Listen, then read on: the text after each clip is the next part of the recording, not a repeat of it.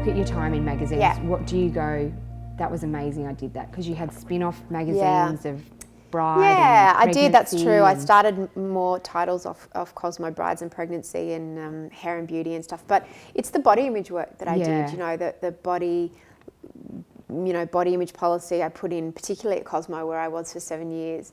And where I do really feel like I made a difference by Yeah, you swimming did. against the tide and going, I want women of all shapes, sizes and skin colours, not just in one token shape issue per year, but in every issue. I want them to just be wallpaper in the same way they're wallpaper when you go to a nightclub or the beach or the shopping mall, because that's what women look like. Totally. And who gets to say that there's only one type of woman that's physically attractive and she has to be 17 years old, 6 foot tall, size 0 and blonde? When you came out with that, because back then that, you know, there weren't women like that, how was it taken with everyone around you when you said we're going to get some real women in these mags? My fashion team were horrified, right until the end. They sort of did it through gritted teeth, not because they're bad people, but just because fashion people they like working with coat hangers. Like they you know, to coin an analogy, they think clothes look better on a wire coat hanger than on a padded one. Right. So they don't want to work with real people. They don't want to work with people with lumps and bumps and dark skin and you know, not sample size body shapes. So they hated it. They fought me every single issue. But I didn't care, you know, and advertising revenue went up, circulation went up, readership increased. So, and Cosmo became #1. So readers were saying, we want this. This is what we want. Yeah. And they voted with their feet. Like if it hadn't worked, and you know, I wish I'd have done more in hindsight. You know, I wasn't able to do as much as I would have liked with the cover, for example. Could you never put a bigger person I did. on I the cover? put Sarah Marie on the cover one time. I put her on one side and Britney Spears on the other side.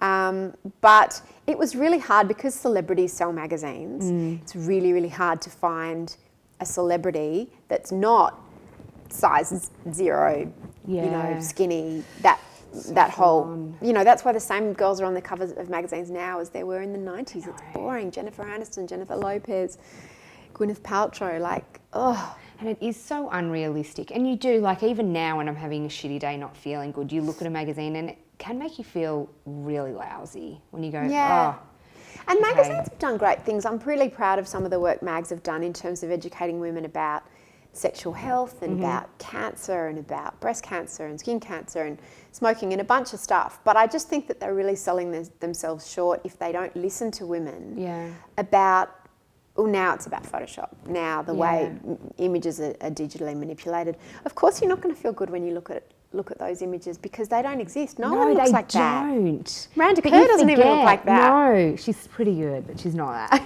But they don't tell you that. So, of course, you're going to make those comparisons. I know. And it's because it's such a big issue. Do you worry about Coco getting... Massively. I know.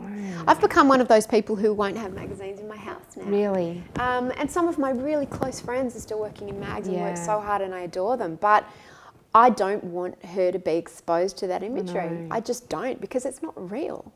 How do you think because she's probably a bit young now to be talking about that, or maybe not? No, she's not. My 4-year-old put on a jumper the other day and said, I gave him a jumper to wear and he said, this makes me look fat. Really?